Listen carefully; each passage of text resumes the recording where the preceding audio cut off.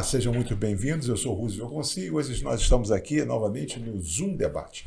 Em 2025, a inteligência artificial virou parte do dia a dia de qualquer profissional criativo. Ela democratizou o acesso à produção, derrubou barreiras técnicas e permitiu que qualquer pessoa gerasse imagens, vídeos, músicas e campanhas com poucos comandos. Ao mesmo tempo, essa facilidade trouxe um risco real: o excesso de conteúdo rápido, barato, repetitivo, que ameaça transformar, com certeza, a criatividade em algo muito genérico. Esse cenário muda também o papel do criador. Tarefas técnicas perdem espaço para aquilo que só o humano consegue entregar: intenção, sensibilidade, ética e visão. A grande questão de hoje não é se devemos usar a inteligência artificial, mas como garantir que a eficiência não signifique perda de originalidade e qualidade. Eu sou Roosevelt Conci. No episódio de hoje recebo o Abdon Couto e o Felipe Sanches para falar sobre o impacto da inteligência artificial na arte e nas produções audiovisuais. Fique com a gente, daqui a pouco a gente volta. Até já. Olá, estamos de volta. Eu sou Roosevelt Conci. Nós estamos aqui no Zoom Debate, hoje recebendo dois convidados que com certeza vão aqui, como diz o tema, impactar, aí falar do impacto das inteligências, das IAs, nos segmentos de arte e de marketing.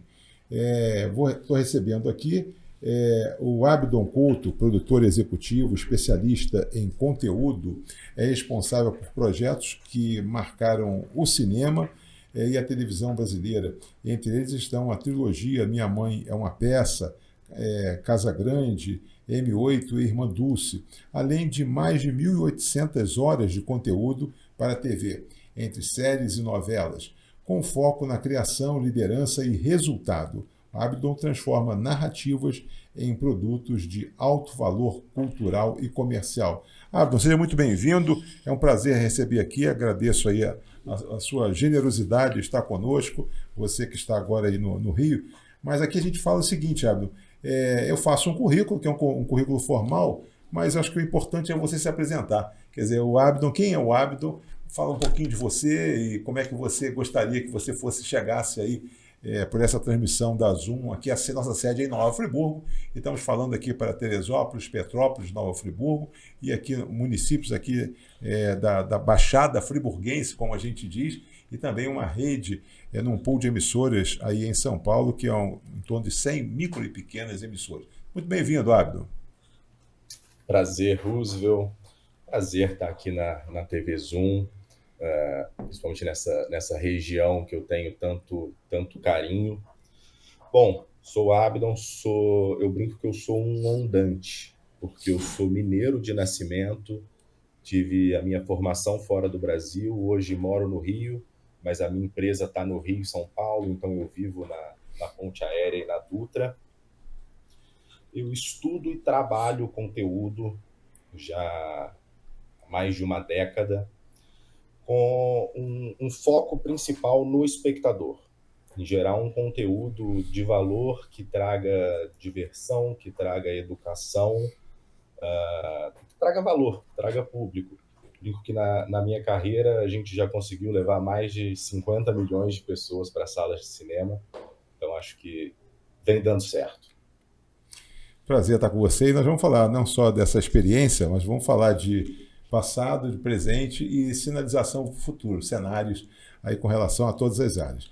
Eu tenho aqui comigo o Felipe Sanches. Felipe Sanches é fundador da DTO Publicidade, é a agência hoje que norteia a Cianf, tem MBA em Vendas e Resultados de Alta Performance pela PUC, é pós-graduado em Marketing pela UMESP, atua no mercado de comunicação e tecnologia há 20 anos. Felipe, seja muito bem-vindo, é um prazer recebê-lo, e a gente faz da mesma forma com que a gente trouxe o Abdon aqui, quer dizer, o Felipe por Felipe. Quem é o Felipe?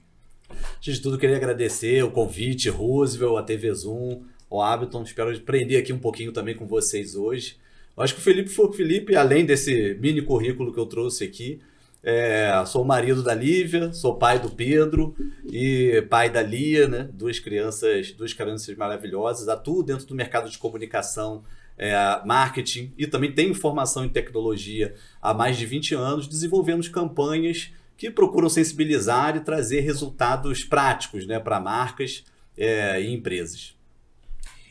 A gente, no início, Abdon e Felipe, a gente pede para que a gente faça a chamada contextualização e nivelamento. Vamos buscar trazer o público para a mesma página e vamos aí, aos poucos, nós vamos aí, encantando, por certo, porque o propósito nosso aqui é chamada democratização do conhecimento. Aquilo que vocês têm de mais, quer dizer, nós vamos aí buscar passar. A gente fala que, geralmente, a gente entra e aqueles que nos veem e nos ouvem aqui entram no programa de uma forma e o objetivo é o quê? O sentido de pertencimento, conteúdo, informação, para que eles possam, ao final, se apropriarem disso aí e sair melhores nas suas vidas, né? Quer seja profissional, quer seja pessoalmente. Então, vamos lá.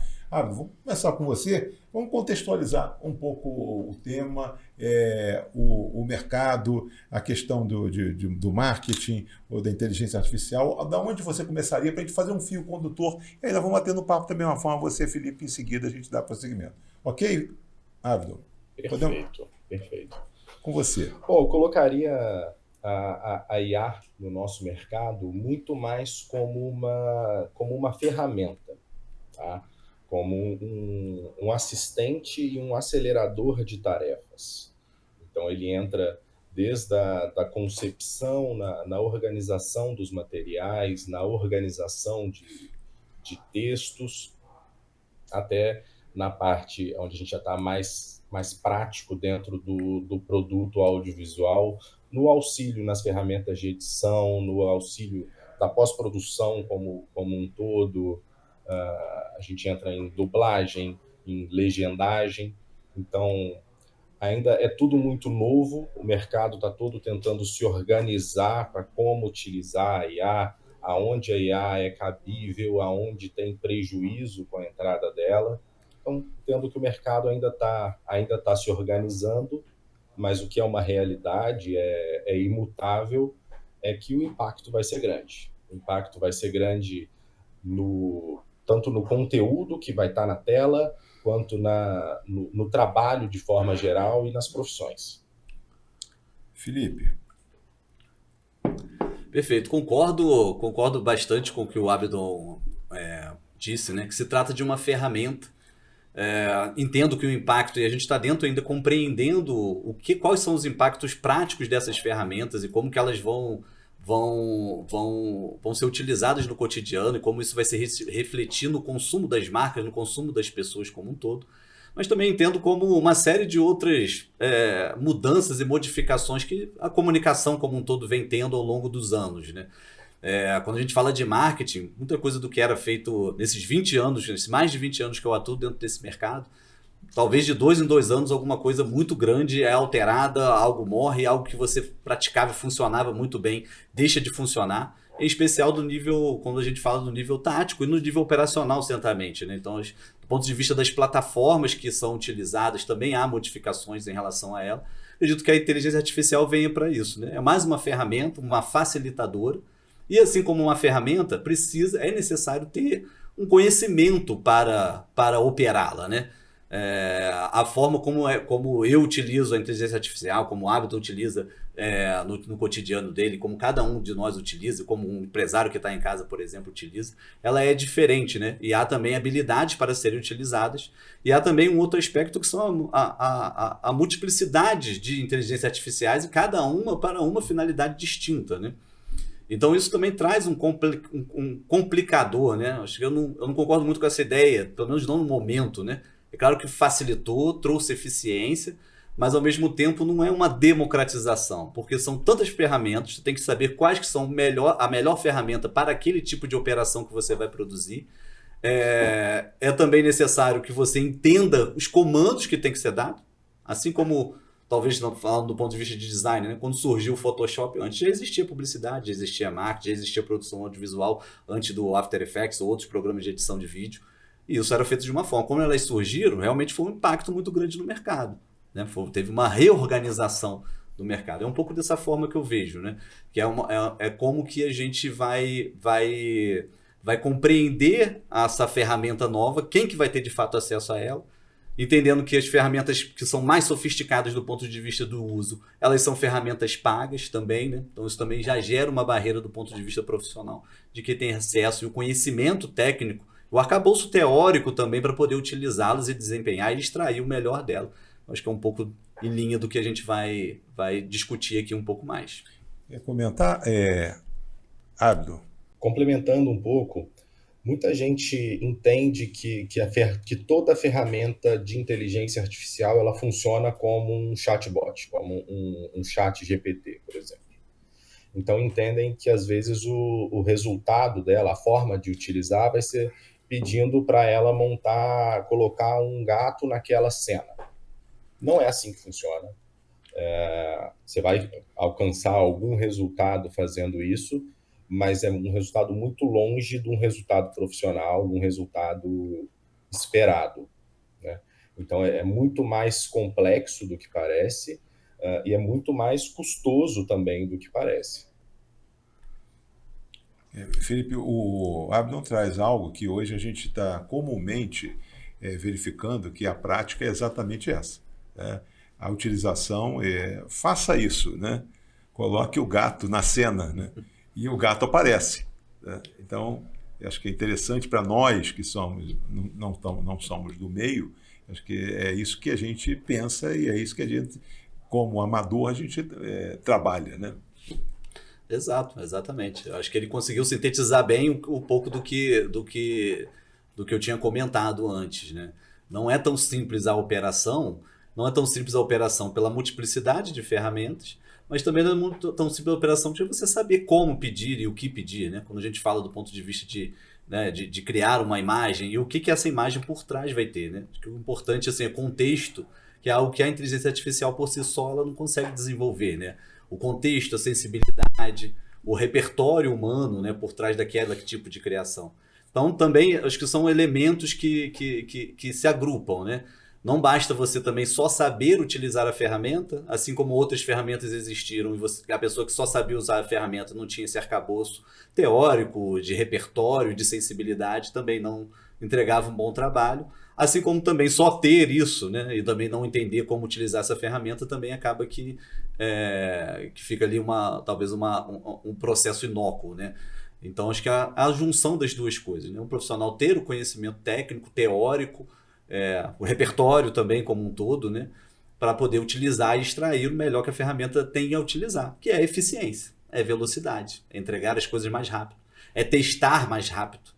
Então, assim, antes o processo de erro e acerto demorava mais tempo para aquilo se maturar. Hoje, com a inteligência artificial, isso pode ser minorado, pode ser reduzido. E aí ganha-se eficiência, ganha-se tempo. Então, vou trazer aqui algumas reflexões que a gente tira de tudo que a gente lê, de tudo que está acontecendo e tal. Quer dizer, é certo que nos parece que a inteligência artificial, a gente começa a falar em AI agora, né? Mas isso eu acho que falamos acho que há 40 anos, acho que já se fala pelo menos isso. Mas o boom se deu, acho que a partir de 2010, 2012, alguma coisa nesse sentido.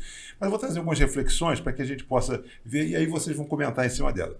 Ao mesmo tempo, como tem gente que tudo hoje se utiliza dela para poder, um recurso deixa de ser um recurso, como a gente no direito fala, um recurso é algo que deixa de ser do comum para você. Então, se utilizam profissionais, se utilizam dela em qualquer situação, desse recurso em qualquer situação. Então, aqui, ó. Mas, por outro lado, tem alguns que buscam ignorar porque entendem que a inteligência é algo que artificializa o processo. Mas você trouxe que é uma ferramenta. Então, vamos lá. Quem ignora a inteligência artificial hoje pode não ter espaço no mercado de amanhã. A criatividade continua humana, mas a execução já não é. Tá? Esse ponto é tal. A AI não substitui ideias, ela substitui processos. Foi falado aqui, vocês já adiantaram, né? A AI não elimina a criatividade, ela revela quem sabe usar a criatividade. Hoje, aprender rápido é mais importante do que saber muito. trouxe aqui coloquei muita pedra na sopa, mas é só para a gente poder avançar, porque quem está nos vendo e ouvindo vai fazer já alguns comentários. Mas tem gente que acha que usar isso descredencia. Tem gente que acha que isso não elimina a criatividade. Com vocês, por favor, Abel.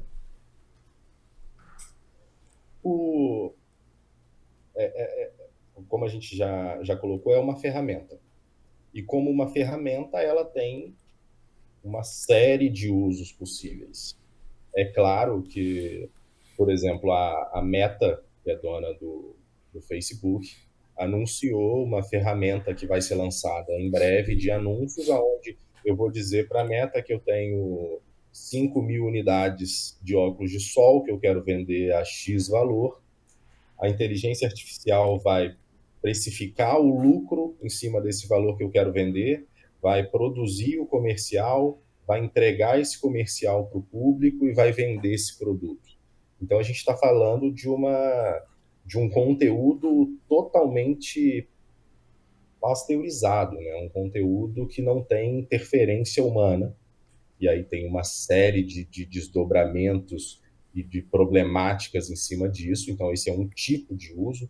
E a gente tem o uso como ferramenta, principalmente na pós-produção, eu poderia colocar dentro do mercado audiovisual, que muda o resultado que está sendo entregue. Eu tenho, por exemplo, eu tive uma produção recente, que eu tinha uma atriz na casa dos seus 40 anos, dos seus 60 anos, e eu tinha cenas onde ela precisava se apresentar com 30 anos e cenas dela com 90 anos. Noutros tempos, faria isso com maquiagem.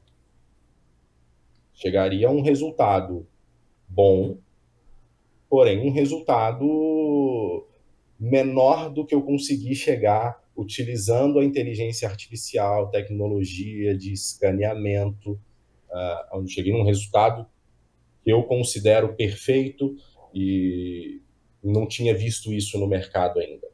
Também existe discussão em cima, existe problemática, mas nesse caso, por exemplo, um trabalho que seria feito por um maquiador e 2 assistentes foi, entre muitas aspas, substituído, porque o maquiador continuou lá, os assistentes também, e a gente adicionou 40 pessoas de pós-produção para trabalhar em cima desse resultado. Então, os usos são diversos, os resultados são diversos e as problemáticas são maiores ainda. Aqui eu tenho, Felipe, dentro dessas reflexões, algo que provavelmente você já tenha passado por aqui, mas não se ateve. Hoje, aprender rápido é mais importante do que saber muito? Eu acho que não, né? Eu acho que assim, por incrível que pareça, né, o papel do generalista, que é você saber um pouco de mais coisas, vai ser cada vez mais valorizado. Ainda mais quando você tem um universo de IA, onde você consegue ser alimentado de uma informação muito, né, de uma forma objetiva e muito rápida. Então, você saber mais sobre o mundo que te cerca, você experimentar mais o mundo que te cerca, observar mais, construir esse repertório prático, isso que vai ser o diferencial dos profissionais de comunicação como um todo. Né? É esse olhar sensível sobre o que está acontecendo, é dar contexto às coisas. Isso a IA não consegue substituir. E esses profissionais vão ter cada vez mais valor. Né? Mas quando você fala em profissionais, aí já vou provocar o Abdo, é o seguinte, essa automação, Abdo, ela não tira empregos ou ela tira rotinas? Mais uma vez, vamos voltar à situação da ferramenta que é. Mas já tem esse debate. Não sei se no seu campo isso já começa, mas automação, ela já está tirando emprego ou ela está tirando só rotinas? Ela está tirando rotinas, ela está alterando rotinas e ela não necessariamente está tirando empregos, mas ela está reposicionando. Grosseiramente falando, a gente vai deixar de ter os profissionais apertadores de botão. Acho que é um entendimento possível. A gente vai precisar muitos profissionais a mais que tenham crítica, que tenham percepção, como você colocou na sua introdução, que tenha intenção e sensibilidade, que são coisas que a IA não vai conseguir trazer. Então, a gente vai reposicionar as pessoas. Como é que você está, por exemplo, em termos da sua agência? Como é que você está trabalhando? Eu acredito que há, sem dúvida nenhuma, um processo de reorganização. Vão ter nesse processo, como todas as outras ferramentas que trouxeram facilidade e agilidade, seja numa fábrica que trouxe um equipamento e que tinha antes os operários que tinham que apertar ali e agora a máquina aperta sozinho, eles perderam o emprego. É natural que a gente atravesse esse momento, né? O ideal é que esses profissionais se reposicionem. A minha preocupação maior é justamente o profissional mais jovem, né? Esse profissional mais entrante no mercado, que ele entra geralmente como um estagiário com essa missão, né? De ser aquele trabalho mais operacional para poder aprender. E aí, com medida que ele vá amadurecendo do ponto de vista de vida e do ponto de vista do entendimento da rotina de trabalho, dos processos, convivendo com os outros profissionais, né, mais velhos e mais experientes, ele vai adquirindo o repertório dele de vida para poder, enfim, e evoluir enquanto profissional de comunicação, nessa sensibilidade que a gente tem comentado bastante aqui. Agora, será que esses profissionais ainda vão ter essas mesmas quantidades de acesso para esses jovens estagiários que estão entrando no mercado de trabalho agora? Acho que seria um ponto que me preocupa mais, né? Porque esses sim são mais facilmente substituíveis pelas inteligências artificiais como um todo. Quer comentar, Abner, que eu acho que é um tema que a gente pode avançar um pouco. Como é que você vê? Sim. Eu vejo, em primeiro lugar, a IA entrando e já percebo isso na minha rotina, a necessidade de trazer profissionais mais sêniores, que era algo que eles vinham sendo rejeitados no mercado, e a gente vê uma maior necessidade deles estarem juntos justamente por essa bagagem, né? E o jovem, ele precisa principalmente de referência. Então, ele vai precisar de ser muito mais incentivado na sua educação básica e na sua educação profissionalizante a criar repertório. Eu tenho outra... Eu não sei se a sua fala anterior, quando você citou o exemplo lá do óculos, aquela questão da ferramenta que virá hoje, se ela tem a ver com essa reflexão que eu trago aqui, que é o seguinte: hoje a ferramenta muitas vezes decide o estilo antes mesmo do criador. Pode ser por aí, ou alguma coisa com relação, você já percebe, ou isso não faz sentido? Faz sentido, mas eu entendo que não é uma lógica funcional, não é uma lógica que vai se manter. Porque a quantidade, por exemplo, a quantidade de anúncios que a gente já tem hoje, formatados por inteligência artificial e executados por inteligência artificial, eles já perderam a aderência. Eles vêm perdendo cada vez mais e já perderam a aderência. Olha, interessante essa fala, eu acho que muito segura a do Abner, tá falando aqui, quer dizer que já perderam, isso ele tem o segmento dele, e aqui, você, como é que você vê isso? Porque eu não sei se isso é frustrante, ou se isso é bom, ou o que Não, assim, é um pouco do que a gente tinha comentado inicialmente também, né, a respeito de como utilizar essa ferramenta. É possível utilizá-la dessa forma? Mas vai trazer um resultado artificial e superficial. E coisas artificiais e superficiais tendem a não engajar, tendem a não trazer proximidade para as pessoas, tendem a não vender. Coisas superficiais e não genuinamente humanas tendem a não construir marca. Nenhuma marca ao longo da história foi construído dessa forma, né? A tecnologia está aí para poder trazer mais eficiência, e não para poder substituir o processo criativo, né? Não é sobre isso. Abner, seria alguma coisa nesse sentido? Senão, aí peço para que você comente. Quer dizer, o excesso de possibilidades está confundindo tanto quanto está facilitando? Sim.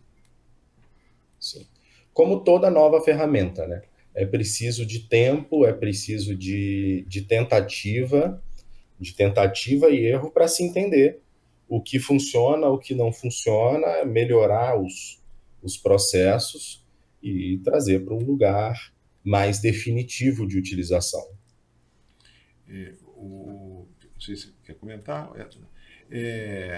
Uma outra questão aqui, Felipe, que a gente traz é o seguinte: estamos vivendo a maior padronização estética da história e quase ninguém percebe, ou não?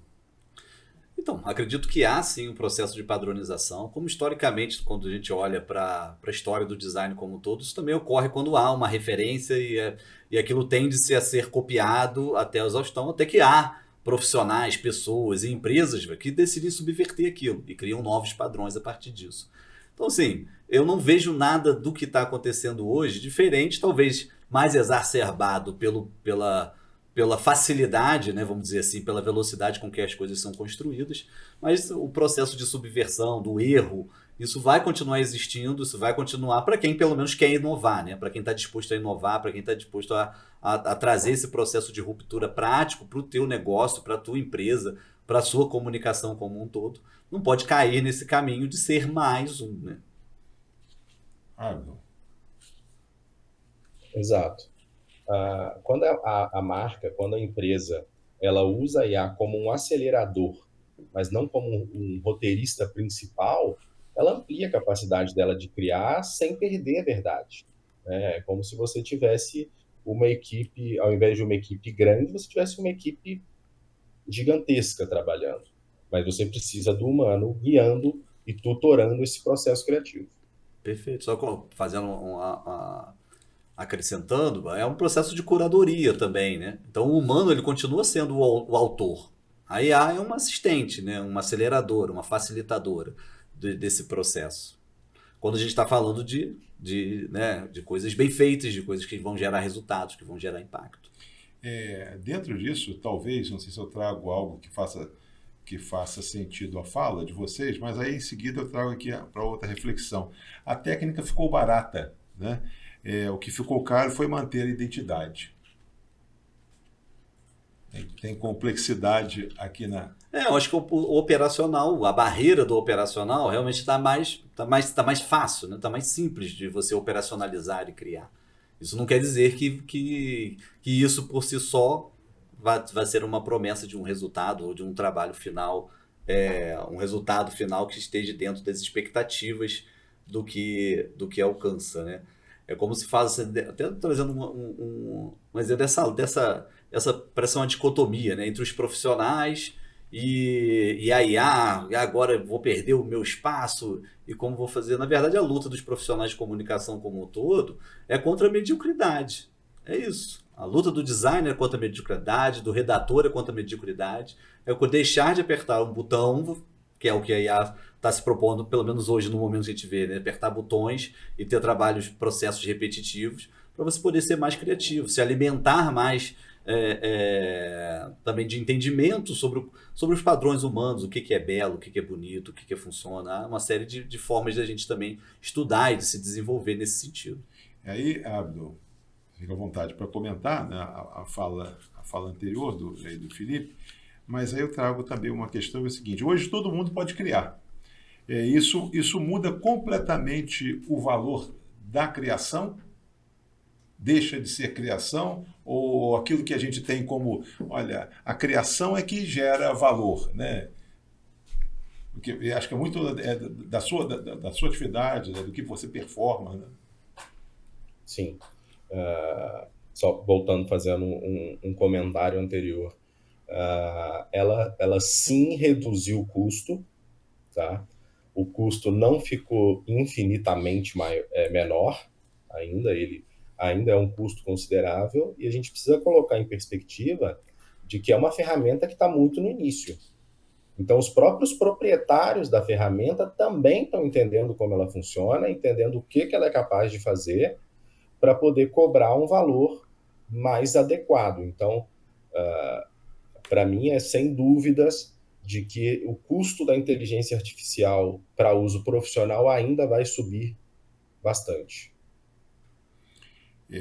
Vou aqui terminando essas reflexões, depois nós vamos ainda entrar algumas algumas perguntas aqui. A tecnologia, Felipe, acelera, mas quem define o sentido dessa aceleração ainda são vocês, não é isso? Exato, exato. É esse processo que vai se tornar cada vez mais importante, né? E até em relação a custo, né?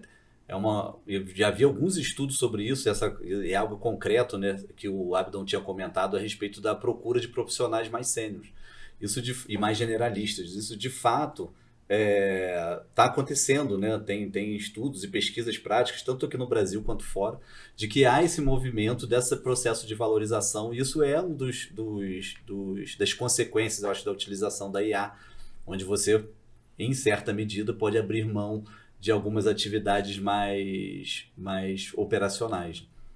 O Abdo, tem uma questão aqui que eu trago, que é a seguinte: se vocês já começam a perceber a desconfiança do público na utilização da AI. Ou seja, como as marcas podem usar a eficiência da AI sem cair nessa armadilha de criar campanhas sem alma, né, que geram desconfiança do público.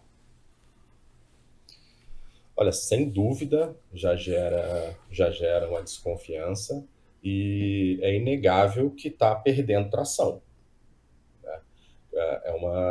A estratégia de volume, ela funcionava há anos, onde você entregava volume, hoje ela perde força quando a timeline se enche ali de coisas repetidas e clonadas.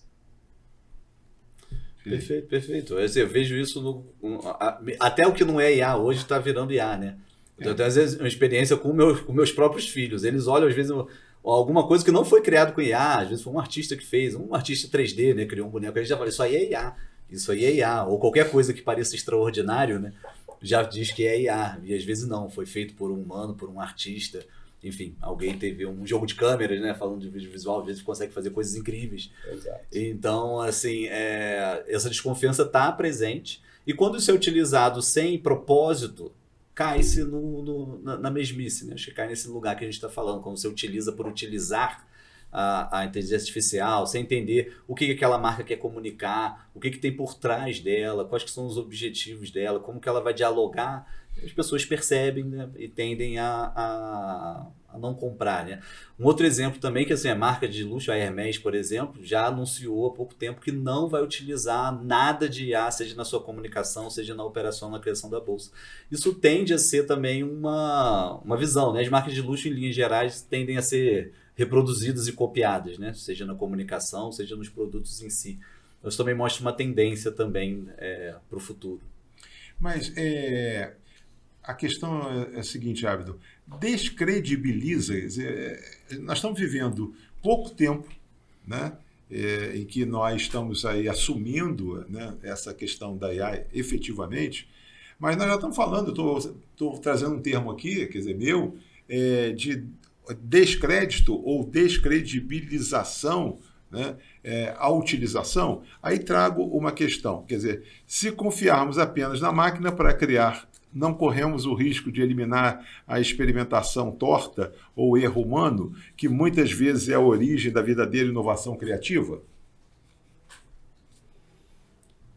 Olha, não acho que chega depende do uso. A descredibilização, ela depende do uso. Você tem hoje campanhas, né, que estão no ar, que assumem que foram feitas com inteligência artificial, mas você vê uma quantidade de talento artístico por trás, que é uma coisa muito bonita. Você consegue chegar a resultados audiovisuais muito bonitos. Mas confiar, né, muito na IA, né, como você tinha falado, e elimina o erro, para mim esse é um dos maiores riscos da IA criativa, porque ela trabalha em cima de padrão. A zona de conforto dela é o padrão, o que já funcionou. Ela não rompe, né? E ela busca não errar. E o papel do criativo, agora eu vejo como usar a IA para acelerar caminho, mas deixando espaço para os imprevistos, que é o local onde as grandes ideias nascem e, com isso, os grandes resultados também. Levando um pouco aí também, pelo que a gente tem do seu currículo, né? Mas vamos falar de Hollywood, né? Porque a gente fala num lugar, de certa forma, um lugar comum, né? Quase que para todo mundo e tal. Quando a gente fala em Hollywood, a gente pode falar em outros estúdios e tal. Mas Hollywood é o que a gente traz aqui. Eu não sei se daria o nome de AI, mas recursos que já eram utilizados, né, e com filmes que são premiados, com Oscar, coisa nesse sentido, eram utilizados e são utilizados, né, ao longo dos últimos anos, e aplaudidos e reconhecidos com mérito e tal. Como é que a gente. E tem brasileiros, inclusive, né? Brasileiros que foram aí precursores aí, desse trabalho. Queria que você trouxesse já agora, acho que é uma área de conforto também para você, né? É. A IA, ela não substitui, né, a mão de obra audiovisual e a gente briga e luta muito para não pasteurizar, para não deixar tudo flat e rápido, mas sim para poder entregar um resultado que não se chegaria sem determinadas ferramentas. Então a gente pega um grande filme como o Avatar, que vem aí agora. É um produto, um nível de sofisticação que não se chegaria sem esse tipo de ferramenta. Então ela é importante, se bem utilizada, para alcançar um resultado que não se conseguiria sem ela. Eu provoquei exatamente, diria o seguinte, você mordeu a isca, foi exatamente em cima do Avatar. É para dizer para você o seguinte, daqui para frente, quando você for, vai perder um pouco de sentido quando você for ao cinema, o Avatar, mas aquilo ali tudo é mentira, aquilo ali tudo é feito não pelo homem, mas, quer dizer, voltando, você acha que corremos o risco disso ou existe um recuo, alguma coisa nesse sentido? Não vejo que exista, porque o que vale ainda é a história, né? O valor narrativo. A gente tem grandes lançamentos, a gente tem grandes lançamentos para o ano que foram rodados em película. A gente tem lançamentos para esse ano em preto e branco, porque isso faz parte a textura, a escolha de cor, a escolha de luz, faz parte da história. Então, essas ferramentas mais tecnológicas, elas vêm para um filme ou um produto que exige esse nível, mas não necessariamente tudo vai ter esse nível, tudo vai ter essa interferência. Não, perfeito. Eu acho que eu concordo plenamente com a Abdon. E a gente vê muito, né? Falando até do filme no cinema nacional, acho que vale a pena a gente citar o Ainda Estou Aqui, né? Enfim, não foi utilizado ali provavelmente, talvez não na pós-produção, né? Pode até dizer melhor, mas parece que não foi utilizado inteligência artificial. E é uma obra-prima, isso acho que vai continuar existindo, e essa diferenciação continuar existindo. E o fantástico, né, e o mentira também faz parte também, né, do universo humano, o humano gosta disso. Vai ser uma forma mais simples, né? Ou já uma forma mais fácil de isso ser feito, né? Vão ter mais entrantes no mercado, né? Tem uma forma também, isso gera medos e gera uma série de desafios, mas tem uma forma também da gente ver do ponto de vista positivo, né? Que é a possibilidade de estúdios menores, né, concorrer com grandes produções de grandes estúdios, já que hoje, né, pegando esse universo do fantástico, né, vamos colocar assim, era muito difícil você conseguir construir algo que de fato seja crível. Existia um investimento muito caro, só mesmo os estúdios lá de Hollywood tinham acesso a isso. Com a barateação disso, a gente consegue ter uma permeabilidade maior, uma distribuição dessas possibilidades. E alguém tendo, né, um roteiro bem feito, né, uma história bacana, vai conseguir, às vezes, produzir também esses efeitos estéticos e visuais lindos, né, que Hollywood consegue fazer sem ter o investimento que Hollywood tem. Você trouxe agora exatamente o que está aqui no nosso roteiro. Diz o seguinte: pequenas empresas agora competem com grandes corporações, porque a IA equalizou a capacidade de produção. Aí vem, mas o preço dessa democratização pode ser, aí o Abdul falou, a pasteurização criativa, né? Quando todos usam as mesmas ferramentas. O resultado começa a se parecer demais. Conteúdos tecnicamente perfeitos, mas emocionalmente indiferentes. Aquilo que muitos já chamam de fast food visual. Abdul.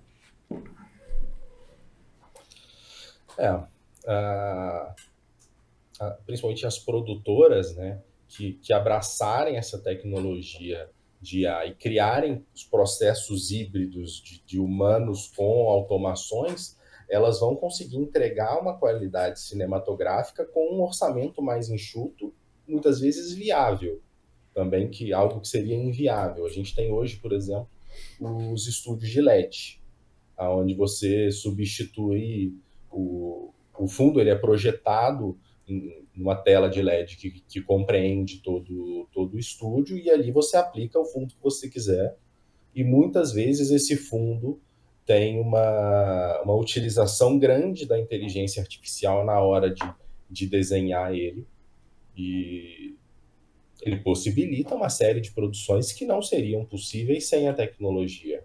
Então as produtoras precisam entender que o caminho não é pasteurizar e atender no volume, mas é entregar a tecnologia com a qualidade. Você sabe o que você está me falando aqui? Eu gosto muito de esporte e vejo sempre esses programas esportivos. E tem uns que são... Eu sabia que era LED, né? Tinha até conhecidos que faziam aquilo tudo de LED. Eu falei, mas que sofisticado, né? Que bacana, como é que você faz aqueles LEDs e tal. Agora vem e mexe aqui com a gente e diz o seguinte, olha só, já começa a comprometer, né? Porque você pode fazer a criação daquele estúdio todo, que aparentemente para mim ainda era LED. É claro que alguns são até grosseiros, né? Mas outros a gente sabe que da sofisticação, do investimento que é feito, né? Trazer uma aqui que já se fala, aí daqui a pouco posso jogar até para o debate em cima de uma greve que a gente soube que teve, acho que em 2003, a partir de 2003 em Hollywood, coisa nesse sentido. Mas aqui, no mundo da moda e do e-commerce, já vemos a substituição de ensaios reais por motivos virtuais, o que reduz drasticamente os custos para empresas. Diante disso, o mercado para fotógrafos e modelos de catálogos básicos está morto, ou eles precisarão, Abdon e Felipe, se reinventar para oferecer algo que a máquina não consegue, ou isso aí já vazou? Abdon, por favor. Bom, o catálogo básico, né, ali o estilo de e-commerce, editorial de volume, isso tudo tende à automação porque responde a uma lógica objetiva, que é a padronização, velocidade e custo baixo. Aí, nesse ponto, a IA entrega exatamente o que o cliente quer. E mais uma vez, o profissional, aí, o fotógrafo, o operador de câmera, ele precisa ser o criador de atmosfera, ele precisa ainda mais ser artista. Ele tem que ser capaz de interpretar ali a identidade da marca, traduzir aquilo no filme, porque se ele for competir nesse mercado de volume, vai ficar inviável. A IA se torna imbatível nessa questão de volume. Perfeito. Acho que assim, o que tende talvez a desaparecer não é o fotógrafo ou a modelo, né? Ou os outros profissionais que estão envolvidos dentro de um ensaio de moda. Mas sim o trabalho repetitivo, automatizável, né? É isso que é a tendência de desaparecer. Porque um fotógrafo que tem uma sensibilidade para compreender a história daquela marca e reproduzir aquilo no ensaio, isso vai continuar existindo. Um diretor de arte que sabe conectar essas narrativas e essas histórias à realidade da marca e transformar isso em algo vendável, isso vai continuar existindo. E a tendência é que tenha cada vez mais valor, né? Esse profissional que consiga compreender esses outros aspectos para além do operacional, né? Do dia a dia, isso aí, tirar foto, recortar, botar uma modelo ali e entregar aquilo pronto. Eu estou buscando aqui, e é claro que o propósito não é esse, né? A gente demonizar a inteligência. Daqui a pouco nós vamos ter um tempo para que a gente possa falar que ela trabalha a nosso favor, principalmente vocês que trabalham com criação e coisas nesse sentido. A gente não pode abrir mão disso aí, da gente poder reconhecer. Mas nós estamos trazendo, antes disso, as provocações para que a gente possa mostrar que não é tão simples, que tem o mercado, o espaço para talentosos, né, para os talentosos, né? Mas aqui, algumas coisas aqui, por exemplo, para o designer que está nos ouvindo, a saída é tentar competir com a velocidade da máquina ou aceitar o seu papel e agora é ser o chefe que tempera e finaliza o prato que a IA pré-cozinhou, Abdo. Existem algumas situações, com certeza, como essa, né? Acho que a gente vem caminhando para falar isso, né? Competir com a velocidade é lutar contra uma máquina que não dorme. Não tem jeito de... Não tem como ganhar. Por isso, o designer ele tem que deixar de ser um executor e virar um autor. E aí ele passa a trabalhar mesmo como um chefe de cozinha e usando a IA como mise en place dele. A IA prepara a base, mas é ele que tempera, finaliza, que equilibra, né? Que monta. Exato. Perfeito, acho que é isso. Acho que cabe bem aquela outra fase que eu tinha comentado, né? A competição do designer não é contra a IA, porque ele vai perder, a IA vai ser mais rápida e mais eficiente. A competição dele é contra a mediocridade, que é o que uma IA mal operada entrega hoje, né? Na avaliação que a gente tem hoje. Então é isso, se transforme de fato em algo que é um regente, né? Um autor. E utilize a IA para trazer velocidade, para trazer eficiência, para poder entregar mais, para poder operar, como a gente falou aqui anteriormente, a respeito dos testes, dos erros. Isso é fundamental no processo criativo, né? Para um processo criativo benéfico. Né? A criatividade, uma agência de publicidade, pelo menos a minha, nunca foi uma linha de produção, onde vai entrando pedido, entra briefing e vai saindo coisa. Não é isso, né? Não é sobre isso. Há um processo de abstração, há um processo de compreensão, há um processo de discussão do que aquilo vai ser feito, como aquilo vai ser impactado. Há um conhecimento sobre os hábitos de consumo humano, que em linhas gerais, obviamente que tem alterações, mas as pessoas se movem e tomam as decisões, né? Isso não se alterou muito, né? De anos para cá, né? Por que as pessoas compram, por que elas saem de casa, por que elas interagem, com o que elas se emocionam ou não se emocionam.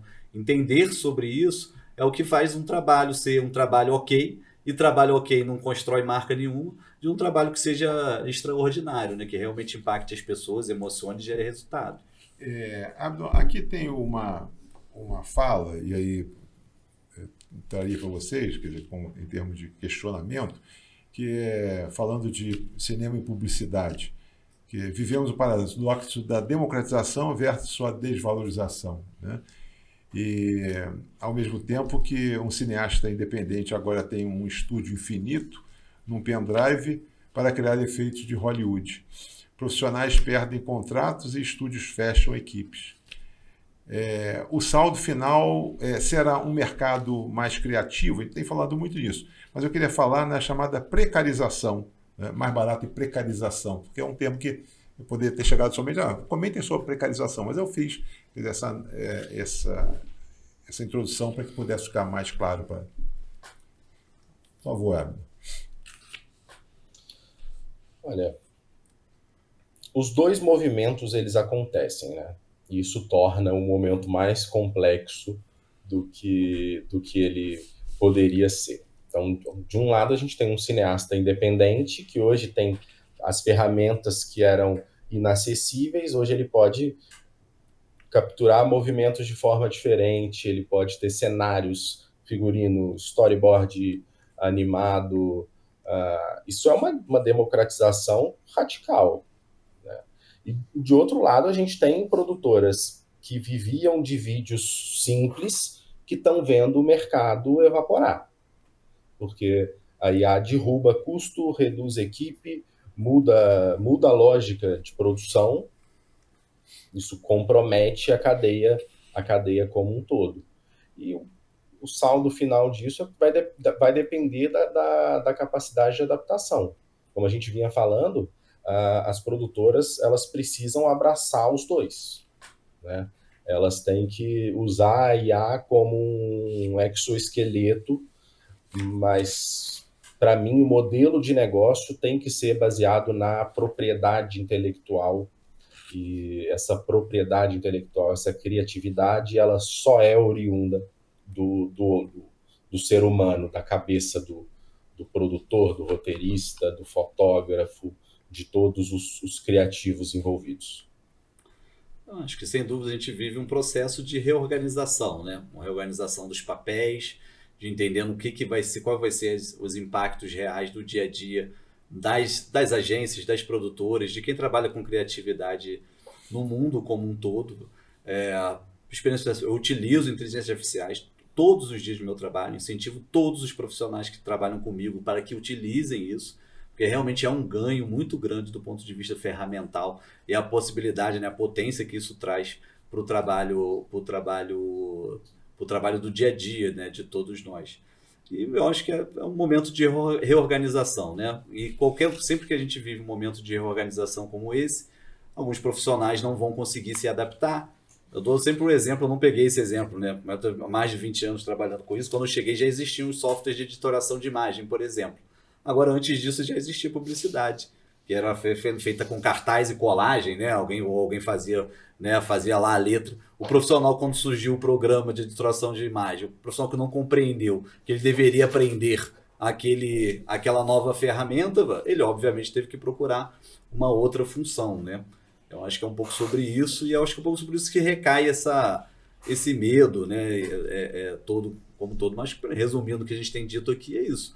Para o profissional bom, que tem repertório, que está estudando, que está se especializando e que sabe utilizar também, né? Que também, né, não vai virar as costas para o novo e para a ferramenta, vai abraçá-la, é um grande potencial de poder entregar mais. Nós estamos chegando já quase ao final, estamos com 8 minutos para o término do programa, mas acho que é importante a gente dizer que, como eu falei anteriormente, aqui o nosso papel não é demonizar a ferramenta, não é dizer que é apenas nós trouxemos até aqui um caminho para mostrar o que... E agora? Como é que efetivamente a gente pode tratar, nesses momentos finais aqui do programa, essa ferramenta como uma aliada, né? E como alguém que pode promover, alavancar. Por favor, para quem está nos vendo aí, como é que ele pode entender que isso está ao lado dele? Né? Sim. Eu entendo principalmente que o profissional, né, não só do futuro, mas o profissional de agora também, ele não precisa e nem deve competir com a máquina, porque são funções diferentes. A máquina executa processos e o ser humano, o profissional, ele lê as nuances, ele entende a cultura, ele vive a cultura, ele percebe o humor, a contradição, a ambiguidade.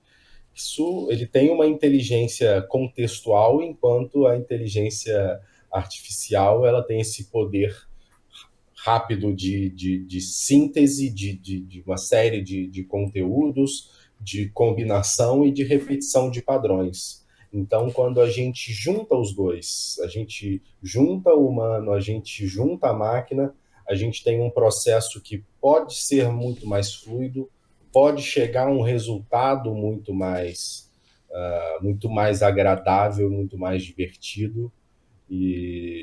Então é preciso, acho que, no primeiro lugar, é preciso ter calma, as coisas vão se assentar, as pessoas vão se entender nesse novo cenário. Esperar e não perder de mente, não tirar da mente a necessidade cada vez maior de referência e de vivência. Felipe. Perfeito. Acho que é um pouco sobre isso, né? Eu sou um entusiasta do uso da inteligência artificial. Como eu disse anteriormente, utilizo bastante, incentivo meus colaboradores a utilizar. E realmente é incrível, né? Mesmo já aí, talvez usando no cotidiano cerca de 2 anos diariamente, ainda hoje você se surpreende, né, com algo novo que surge. É realmente uma ferramenta extraordinária, né, que está aí para poder ser utilizada em prol eu acredito nisso, né, em prol da facilidade, em prol de gerar riqueza, gerar possibilidades de trabalho, abrir novas brechas, destruir barreiras, como a gente comentou aqui, né? Antes existiam limitações tecnológicas que a partir da inteligência artificial vão deixar de existir ou que vão ficar menos distantes, né?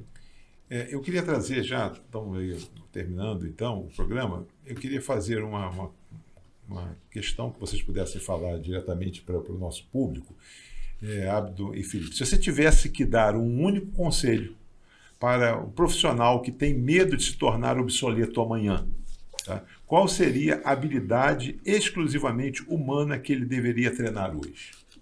Opa, né? A capacidade de interpretar contexto, né? Entender que a IA ela consegue entender só o padrão, enquanto o humano ele entende sentido. A IA prevê, o humano interpreta, a IA combina, o humano intui. Então, quase sendo repetitivo, a gente precisa de profissionais que vivam, profissionais que tenham vivência de mundo, que consigam trazer referências para texto, para imagem, para fotografia, pessoas criativas, pessoas que desenvolvem o poder criativo. Felipe. Acho que é perfeito o que o Abdo comentou. Acredito que o caminho seja esse, trazendo isso do ponto de vista prático, né? Quem não tem acesso aos grandes museus, por exemplo, que tem no Brasil ou fora do país, os sites dos museus, em linhas gerais, são excelentes. Você consegue ver, atravessar as galerias e observar e consumir esse tipo de arte. Assim como a gente vê ali ao fundo ali do Abdo ali, né? Você se dedicar a tarefas artísticas, eu acho que isso é genuinamente humano e continuará sendo, né? Você produzir arte, produzir música. O que a música pode substituir essa música de fundo, né? Que já estava meio comoditizada mesmo, mas agora você produzir artisticamente, criar coisas novas, estimular esse processo que é o estímulo da criatividade. Acho que esse que é o central, né? Então, assim, ler, observar, avaliar, refletir sobre aquilo que você tá consumindo ou não. Eu acho que isso que vai ser o diferencial na hora de você, enfim, desenvolver e desempenhar o trabalho profissional. Queria agradecer ao Abdo e ao Felipe, acho que foi muito importante, muito elucidativo. A gente sempre fala que a gente busca provocar vocês para que aqueles que estão nos assistindo, quando eles iniciam o programa, quando eles se apropriam aqui, eles têm aqui, são pessoas e ao terminar eles são pessoas diferenciadas, com informações, com dados, e acho que é isso. Muita gente, de repente, está aí atropelada com relação a essa questão da IA. Alguns estão já cansados, outros não se utilizam. É como um equipamento. A gente quer o iPhone 20, né? Aí tal. E aí, às vezes, ele não se utiliza 10% desse iPhone do que daqui a 2 anos está sendo lançado. Mas, por outro lado, outros já estão saturando o mercado e estão perdendo aí o que se tem de melhor, estão trabalhando com produtividade, né, industrializando, né, pasteurizando aí os seus produtos, quando na verdade são capazes, né, tem aí a sua parte criativa, né? E aí eu queria, antes de terminar, Abdo, perguntar o seguinte, provocativo também. Temos aqui um violão e uma guitarra. Quer dizer, quem é que na casa faz uso ou performa aí essa arte das cordas? Eu falo que eu sou um músico amplamente frustrado. Eu tinha um sonho de ser um bom músico, jamais consegui tocar nenhum tipo de instrumento. E olha que eu tentei violão, tentei guitarra, tentei piano, e eu deixo ele na parede todos os dias para me lembrar que um dia, quem sabe, eu chego lá. Talvez a inteligência artificial até ajude a aprender isso. Que bom, eu ia perguntar isso, se é inteligência artificial ou é para valer. Aqui. Não, é para valer. Aqui, muito obrigado, Abdo, foi muito bacana o papo com você. Agradecer aí o Lucas que fez essa ponte para que a gente pudesse estar aqui.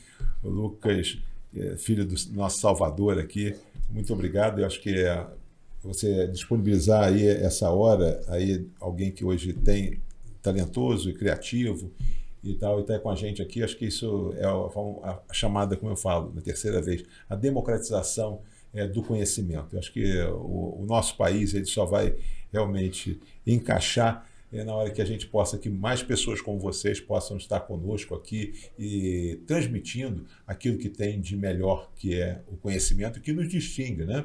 E a você, Felipe, obrigado pelo carinho, sempre pela disponibilidade. Acho que é um espaço aí que a gente traz de reflexão, de saber que algo que para a gente é novo, para vocês já se utilizam e sabem, não com parcimônia, né, mas aqui com o processo de decisão bem estruturado. Acho que é importante isso que a gente possa falar isso, né? A gente está vivendo um raro um raro momento na história, uma mudança que não é gradual, é imediata. A inteligência artificial já faz parte do nosso trabalho, da nossa rotina e da forma como a gente cria. E gostando ou não, ela vai continuar avançando.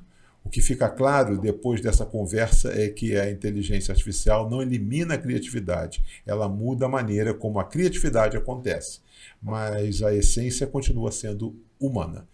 Agradecendo então, mais uma vez, ao Abdo e ao Felipe Sanches por ajudarem a clarear esse debate que ainda está só no começo. E a você que ficou com a gente até agora. Obrigado pela companhia e até o próximo episódio de Zoom Debate. Até lá.